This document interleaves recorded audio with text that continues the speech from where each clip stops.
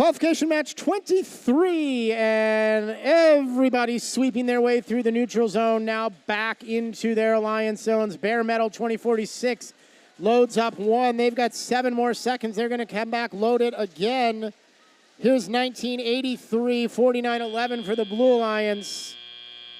Respectable scores on both sides of the field, but the Red Alliance does nearly double up the Blues, 66-37. So the Blue Alliance will be on tap first, with human operators now controlling their machines. 492, the Titan Robotics Club loading up their machine. 2046 for the Red Alliance doing that as well. 4911, the Cyber Knights first to unload on the Blue Hub. Now they are joined by their partners, 8032 Sasquatch and 1983 Skunkworks, and the Blue Alliance able to take a slim lead as their first shift comes to a close. Now the Red Alliance, and you can hear the sound of fuel banging into that polycarbonate panel. Red Alliance with a nearly endless stream of yellow fuel foam balls making its way through the air, and just like that, they're at 143 points. Make that 144 as the final seconds on this Alliance shift tick away. And we switch back to the blue side of the field. 49-11 and 80-32, both in position. Sasquatch and the Cyber Knights trying to score. For the Red Alliance, they're going to gather up some fuel and get themselves ready. 2046 sends that flying back to the Red Alliance zone. This load from 49-11 going a bit wide. They're going to try to realign and shoot some more. 3 seconds to do what they can. Now 1, and the Red Alliance back on board. 492 strafing across the zone. 2046 parked in front as those 2 red robots are handling the bulk of the efforts. 1899, it seems, absent from the field this time. The Red Alliance doing this all in a 3-on-2 disadvantage.